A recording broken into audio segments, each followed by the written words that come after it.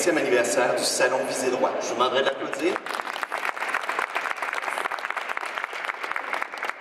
Alors, comme Francine et Linda vous l'ont indiqué tout à l'heure, cette année marque un anniversaire important de l'entrée en vigueur de la loi sur le directeur des poursuites criminelles et pénales. On va donc vous tracer un portrait de son évolution et des défis à venir. Alors, Maître Brissette, si on vous demandait de résumer le thème de votre présentation aujourd'hui, de quelle façon le feriez-vous? En fait, ça ne vient pas de mon cru, mais je vous dirais la petite histoire d'une grande organisation.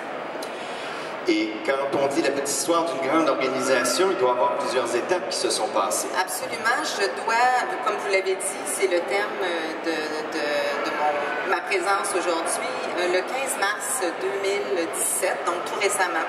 Le DPCP a fêté les 10 années de création. Alors évidemment, ça va être intéressant de voir avec vous l'évolution au cours des 10 dernières années. Alors, vous venez juste de l'annoncer, le 10e anniversaire d'organisation. Est-ce que vous pourriez nous faire un rappel de ce qui a mené à sa création? Absolument.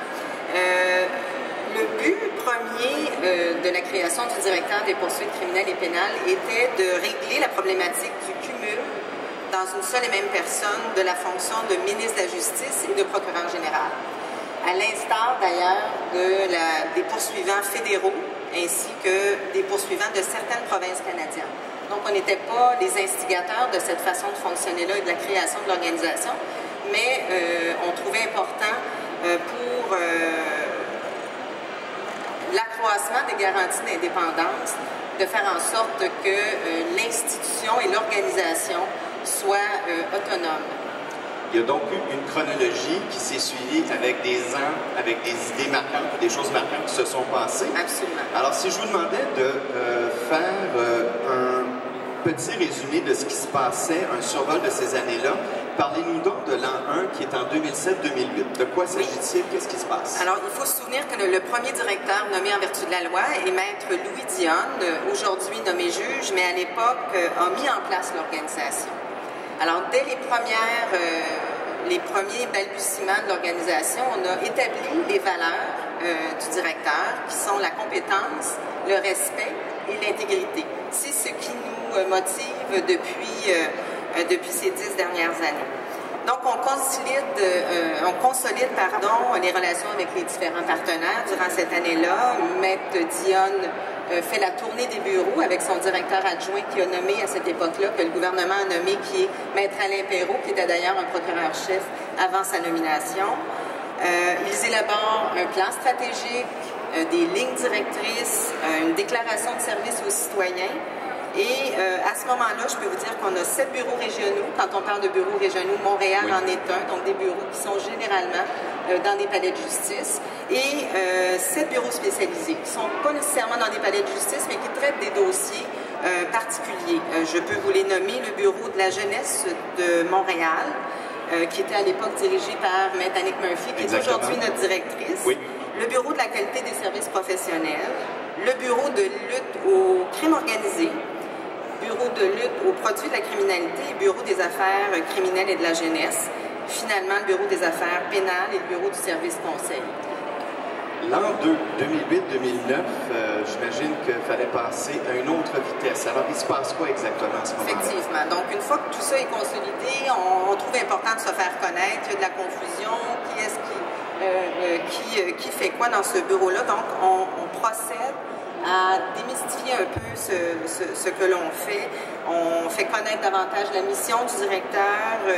On nomme d'ailleurs une procureure, une femme procureure comme porte-parole du DPCP, qui est en charge des relations avec les médias dès 2008-2009. On crée un site Internet, donc accessibilité du citoyen, accessibilité du public. C'est déjà une question qui est importante pour nous en 2008-2009. On crée aussi le bureau des affaires extérieures qui, à l'époque, est dirigé par Maître Sabin Ouellet, qui était son procureur en chef.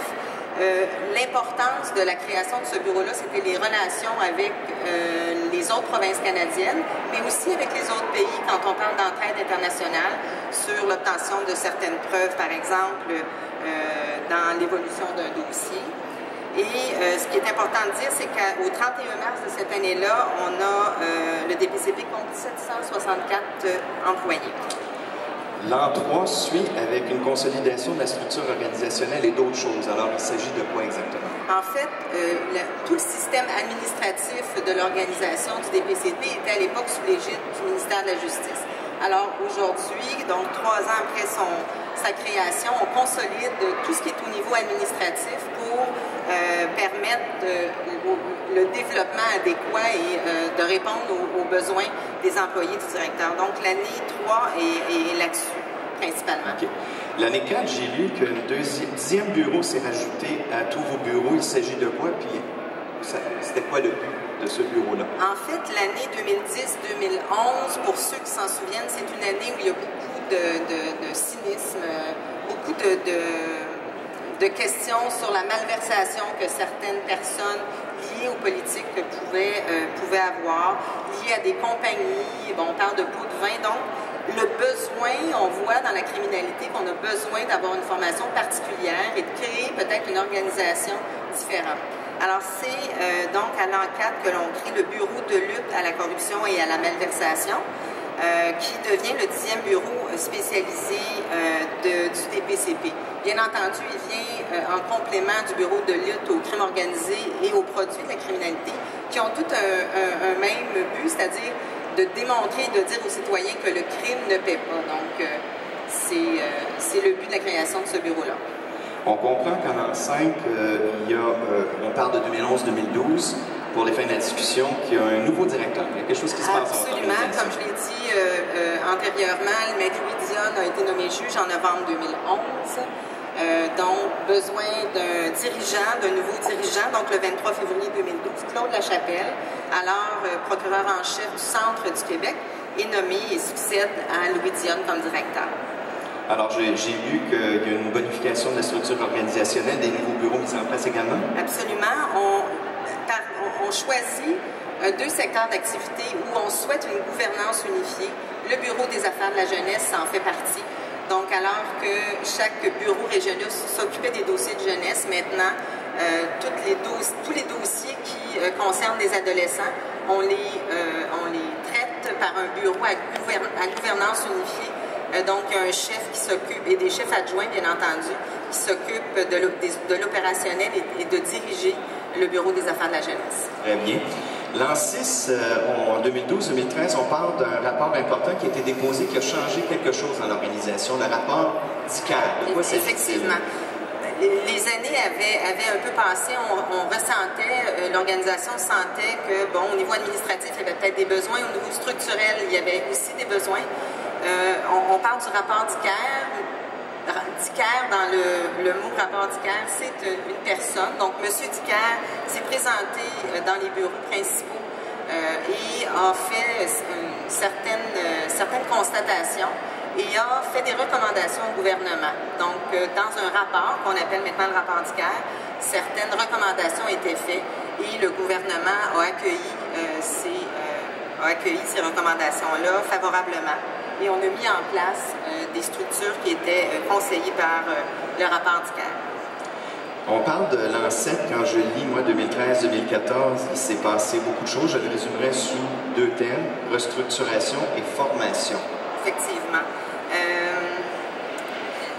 La formation, laissez-moi commencer par la formation parce que vous avez raison, c'est une année charnière. Beaucoup de départs de procureurs expérimentés, départs à la retraite ou bien nomination à la magistrature, a fait en sorte qu'on a senti peut-être le besoin de mettre en place une formation plus structurée ou plus intense. Nous avons donc à l'an 7 fait revivre, le projet existait l'année antérieure, mais on a fait revivre notre session intensive de formation. Donc, durant 2 jours et demi, les procureurs sont réunis et ils sont formés de façon particulière. Le thème, allez-y. Hein, je vous voyais y arriver, le thème de la session intensive de formation était principalement, le thème était « Ensemble pour mieux servir », mais donnait des informations pertinentes aux procureurs sur les relations qu'ils ont avec les plaignants, les victimes, les témoins. Donc, de donner la place adéquate aux victimes et aux témoins dans le système de justice qui n'est pas toujours facile à saisir. Alors, c'était le thème principal de notre session intensive de formation. Et ensuite, je comprends qu'il y a eu le mentorat aussi qui s'est rajouté. Effectivement, le départ des procureurs expérimentés, l'arrivée de plus jeunes procureurs d'âge ou de fonction, parce que d'être avocat, c'est une chose, d'être poursuivant, c'est autre chose. On a une façon différente d'aborder les dossiers. On a mis en place un programme de mentorat, donc les plus vieux font équipe avec des procureurs plus jeunes, justement pour transmettre un peu cette vision-là de ce qu'est le poursuivant. On arrive à l'an 8. Moi, j'avais mis une étoile parce que je considère 2014-2015 une année importante pour les femmes dans la profession. Oui, je vous laisse aller là-dessus. C'est drôle parce que nous avions, avant de vous rencontrer, aussi mis une étoile à l'an 8. Alors, 2014-2015, nomination le 14 janvier 2015 de Maître Annick Murphy à la direction du directeur des poursuites criminelles et pénales. Alors, c'est un bel accomplissement pour les femmes dans la profession, effectivement, et on souhaitait le souligner. Vous aviez adopté, évidemment, un autre plan stratégique à ce moment-là. Absolument. On voulait, le plan stratégique, et c'était en lien un peu avec le thème de la CIF de l'an antérieur, c'était d'offrir un service de poursuite reconnu par son souci des victimes et des témoins. Donc, si vous allez sur notre site Internet et vous prenez connaissance du plan stratégique, vous allez bien y voir que nous sommes très, très attachés au fait de s'adapter dans la mesure du possible, bien entendu dans le cadre que les tribunaux nous donnent, mais de s'adapter aux besoins des victimes et de s'en soucier principalement. Maintenant, je regardais l'an 9. Il s'en est passé des choses. 2015-2016, c'est assez contemporain. Moi, je le voyais sur l'année de plusieurs réajustements, si je peux m'exprimer ainsi. Qu'est-ce que vous en pensez? Effectivement, le plan de communication, principalement, on l'appellera comme ça. Vous avez compris en cours d'année qu'on a fait certains gestes pour de faire connaître davantage le directeur des poursuites criminelles et pénales à l'ensemble des citoyens. Mais on avait un besoin plus grand au niveau des communications, donc on a amélioré ces communications avec la tenue, entre autres choses, de l'adoption de lignes directrices. Donc, dans certains dossiers qui intéressent davantage les citoyens, des dossiers qui ont un caractère un petit peu plus public, soit à cause de la couverture médiatique ou soit à cause des questions de certains partis politiques, nous souhaitons dans des lignes directrices, rendre public par voie de communiqué les motifs au soutien de la décision de refuser une plainte. Nous avons aussi à ce moment-là, fait une conférence de presse relativement à la décision d'arrêter les procédures dans le procès Shark. Maître Murphy, à l'époque, avait aussi expliqué les raisons qui sous-tendaient sa décision de demander une enquête administrative entourant les circonstances du fait que certains éléments de preuve avaient été divulgués avec un certain retard. Tout ça dans le but de consolider la confiance du public dans la fonction de procureur. On va passer maintenant à une autre étape parce qu'on a parlé beaucoup d'organisation. Alors, il y a l'organisation, mais aussi les individus qui en font partie avec leur rôle important à jouer. Alors, Maître Brissette, pouvez-vous nous rappeler quel est le rôle du procureur? En fait, c'est un rôle qui est fondamental dans notre système judiciaire. Le procureur, donc qui est d'abord avocat, mais qui est ensuite procureur, doit l'exercer, cette fonction-là, avec un grand sens de la moralité, de la justice et de l'honnêteté. Ce que j'ai envie de faire, pour bien vous l'expliquer, c'est de vous citer la Cour suprême dans l'affaire Boucher contre la Reine. Alors, vous retenez ça, Boucher contre la Reine. On va vous lire le passage, mais ça vaut la peine. Alors, le rôle du poursuivant exclut toute notion de gain ou de perte de cause. Il s'acquitte d'un devoir public et, dans la vie civile, aucun autre rôle ne comporte une plus grande responsabilité personnelle. Le poursuivant doit s'acquitter de sa tâche d'une façon efficace, avec un sens profond de la dignité, de la gravité et de la justice des procédures judiciaires. Alors, je pense que ça fait je n'aurais pas pu avoir... Exactement, c'est parfait, c'est exactement ça. Okay. Dans le contexte de changement technologique, de relations avec les médias et de gestion du fardeau de preuve, pourriez-vous nous dire l'importance de l'indépendance de l'organisation? Bon, l'indépendance de l'organisation, c'est l'essence même de la création du directeur, donc on en est très fiers et on veut certainement la conserver, mais aussi la démontrer aux citoyens. Donc, et les citoyens exigent avec raison une plus grande une plus grande transparence dans les façons de travailler de certains organismes de l'État. Donc, à toutes les étapes du processus décisionnel, on a l'intention, bien entendu, comme le prouvent les lignes directrices, d'expliquer certaines décisions qu'ils méritent. On a donc des garanties d'indépendance attachées à la fonction publique. Les procureurs doivent exercer leur fonction en respect des règles de droit, mais aussi à l'abri de toute pression politique, médiatique ou policière. Alors, quand on parle d'indépendance, c'est de cette indépendance-là dont il est question et c'est extrêmement, c'est essentiel en fait de la comprendre, de la saisir et d'en être assuré.